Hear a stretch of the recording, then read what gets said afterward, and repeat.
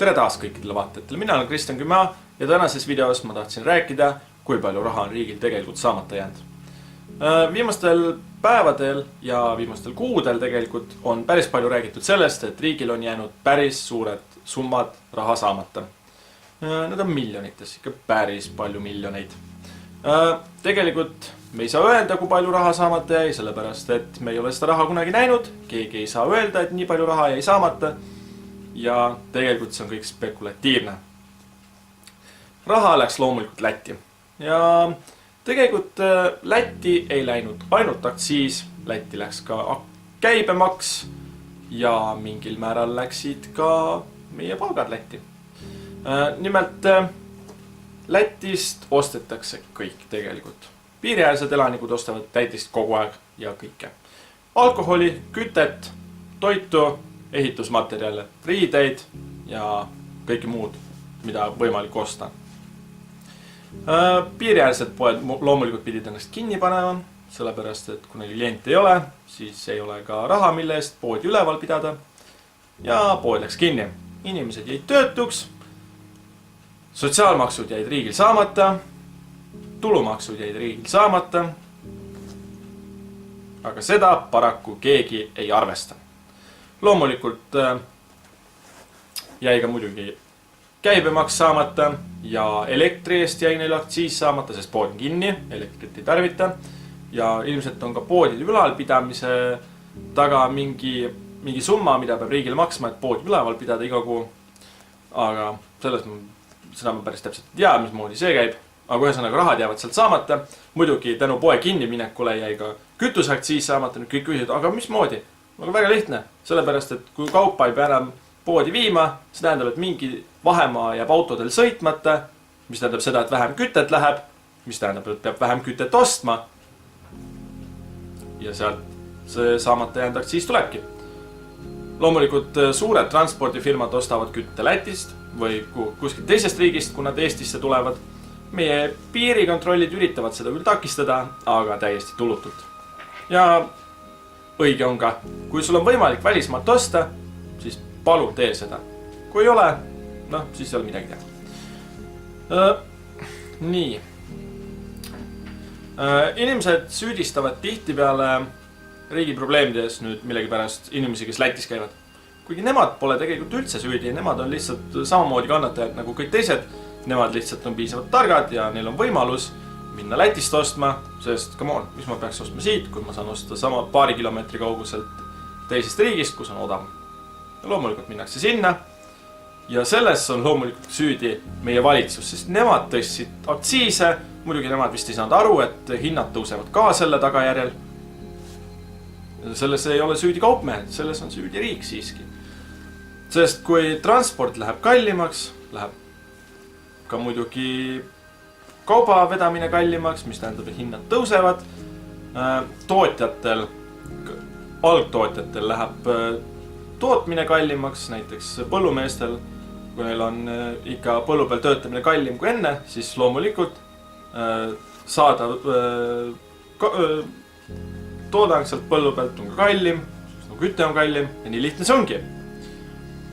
Ma arvan, et kui nüüd hakata kokku lööma, kui palju raha tegelikult on saamata jäänud, siis see summa ilmselt on 2-3 korda suurem, sest sinna peaks nüüd arvestama kõik asjad kokku.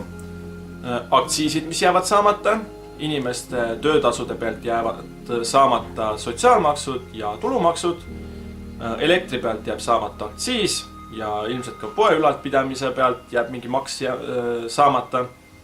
Nii et summad, mida peaks arvestama, on ikka päris suured. Firmad, keda nüüd on palgatud uurima, nemad ilmselt millegipärast uurivad ainult seda, et miks aktsiis läks Lätti ja miks inimesed Lätist ostavad justkui, kuigi see on nagu kõigile selge, sest Eesti riik tõstis aktsiise nii palju, et inimestel ei ole lihtsalt võimalik siit osta, sest hinnad on lihtsalt nii debiilselt kõrged. Meile lubatakse siin, et me oleme 5 rikkama riigi hulgas, me oleme nüüd ilmselt 5 kalleima riigi hulgas Euroopas ja 5 vaesema riigi hulgas. Et jah, inimestel pole raha, et osta, aga kaup on meeletult kallis. Valitsuse inimesed, räägivad, et nemad ei suuda oma 2500 eurosest palgast mitte midagi kõrvale panna. Mis on täielik bullshit. Sest come on, inimesed, kes saavad alla 1000 euro isegi palka, suudavad raha kõrvale panna. Ma ei saa, mismoodi teie siis ei suuda. Nagu, what the fuck? Lisaks rahad, mis jäävad riigil saamata, tulevad ka nende geniaalsest mõttest luua tasuta ühistransport. See oli nagu reaalselt kõige debiilsem idee praegu üldse. Muidugi inimesed kindlasti kommenteerivad, et ei, ühistransport on väga hea, et kui ta tasuta. Ja see aitab inimestel siit minna Lätti ja Lätist kaupa osta ja siis tasuta tagasi ka sõita. Selles suhtes on hea. Mis aga on negatiivne selle taga on see, et kust kohast see raha saadi. Sest ega raha puu otsas ei kasva. Ja kuskilt pidi selle tasuta ühistranspordi jaoks raha saama. Kust? Aktsiisidest. Nad lootsid ilmselt aktsiisidega tule katta, aga paraku inimesed on targad ja ostavad mujalt kaupa. Soomlased ei osta Eestist alkoholi, mille tõttu jääb siit veel oma aktsiis saamata. Valitsus muidugi väidab, et oi, nii tore, inimeste tervis on paranenud, inimesed ei ole enam nii haiged. Inimesed on haiged, lihtsalt nad ei lähe arsti juurde enam. Lisaks see, et inimesed on terved, ma ei tea, nad vist vaatavad seda selle järgi, kui palju alkoholi pealt aktsiisi kätte saadi.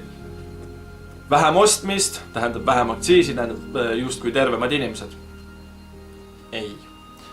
Kuna nad ei saa arvestada seda, mis välismaalt tuuakse ja palju Eestist jääb ostmata. Ma ei saa aru, miks Soome ei protestinud Eestis käijate üle, kes käisid Eestist alkoholi ostmas. Eestist osteti tohutu alkohol, mis läks Soome. Soomes jumala pohhui kõigil. Nüüd, kui eestlased käivad Lätisse ostmas, nüüd on kohe mingi katastroof. Sõivatakse Lätti käijaid joodikuteks ja mingiteks värdjateks ja mingiteks jumala mõttetudeks inimesteks ja riigi reeturiteks ja jumal teab mida veel. Ja valitsus üritab oma käed jumala puhtaks pühkida, et nemad ei ole mitte midagi teinud. Meie ei tea, inimesed ise läksid Lätti. Me ei ole mitte midagi teinud. Come on, valitsus ongi selles süüdi, et inimesed Lätti läksid. Nemad tõstsid ju aktsiise. Sellest peab aru saama. Valitsus on kõigest süüdi. Kui oleks võimalik Riigikogu inimeste palk pooleks, Riigikogu 21 inimest ja tohutu raha on säästetud. Muidugi võtame ära ka nendel kõik ülalpidamiskulud ja sõidukulud ja kõik muud asjad, sest nemad ei ole mingid erivajadustega inimesed, kuigi neile makstakse mingid eritoetusi, just kui nad on erivajadustega. Miks me neid siis valime, kui nad erivajadustega on? Äkki siis järgmine ei vali. Uuel aastal muidugi valimised tulevad, nii et inimestel on võimalus minna valima ja näidata oma meelt. Kas siis sellega, et rikkuda valimissedel või siis kirjutada sinna midagi vahvat. Minul on igatahes plaan sinna midagi huvitavat kirjutada neile. Ma ei ütle mida, aga ma arvan, et võib-olla see isegi satub kuhugi lehte. Ma ei tea, võib-olla, eks näis. Ja nii ongi. Sest ausalt öelda, meil ei ole väga palju inimesi, keda valida sinna Riigikokku, kes on nagu normaalsed. Ja Riigikogu valimised on tegelikult peibutuspartide pidu. Nemad on pandud juhtima, et saada mingid teised inimesed sinna Riigikokku, sest mingil kummalisel põhjusel ei ole meie valimised nagu päris normaalsed. Me anname oma hääled mingitele inimestele. Ütleme, et valitav A ja valitav B. Valitav A saab 20 häält, valitav B saab 500 häält, aga valitav A saab Riigikokku. Miks? Sellepärast, et tema reiting oli tabelis nii-öelda kõrgem ja tema hääl on justkui rohkem väärt, kuigi 20 inimest hääletas sinu poolt, aga teise poolt hääletas 500, see tähendab seda, et teist ilmselt eelistatakse 25 korda rohkem, aga kuna tema hääl oli nagu reiting oli kõrgem või nimekirjas oli ta eespool, siis tänu sellele, et ta teine ei saa sisse. See on nagu täiesti totter, miks ei võiks Riigikokku saada reaalselt need inimesed, kes saavadki kõige rohkem hääli. Miks peab olema mingi debiilsus, et lõpuks hääled lüüakse kokku, siis antakse ühele erakonnale, teil on nüüd nii palju kohti, keda te võite Riigikokku panna ja siis nad nüüd valivad enda seast kellegi sinna. Täiesti ebaaus ja minu arust täiesti debiilsus. Võikski olla valimised niimoodi, et valimegi reaalselt inimesi, kes sinna saavadki need, kes kes saavad kõige rohkem hääli. Ja siis saavadki inimesed, keda meie tahame, mitte need, keda me ei taha, aga nemad tahavad. Nii et valimised on tulekul, nii et vaadake, kelle poolt te hääletate. Sest te peate mõtlema, et järgmised 4 aastat peale neid valimisi võivad täiesti perse keerata riigi, kui te valite valed inimesed. Muidugi me ei saa nagu valida neid inimesi, sest valige erakondi. Ainult, et kõik erakonnad lubavad mingeid huvitavaid asju, et oi jah, kõik läheb paremaks, oi me ei tõsta ei seda, ei toda ja elu on nagu lill siis, kui te meid valite. Siis kui valimised on läbi, siis nende lubadused on 0. Elu on nagu fucking põrgu. Ja nemad ütlevad, et me ei saa midagi teha. Teised erakonnad ei ole meiega nõus. Ja meie töö jääb tegemata. Ja meie lubadused jäävad täitmata lihtsalt teiste pärast. Mitte sellepärast, et nad lihtsalt ei viitsi seda teha. Nii et jah. Ilmselt välismaal on läinud palju rohkem raha, kui me arvame. Ja uuringufirmad ilmselt ei suuda kunagi välja arvutada, kui palju raha riigil tegelikult saamata jäi. Ja me võime lihtsalt arvata, et nii palju umbes jäi saamata. Aga me ei saa kunagi teada seda. Nii et selline see video oligi.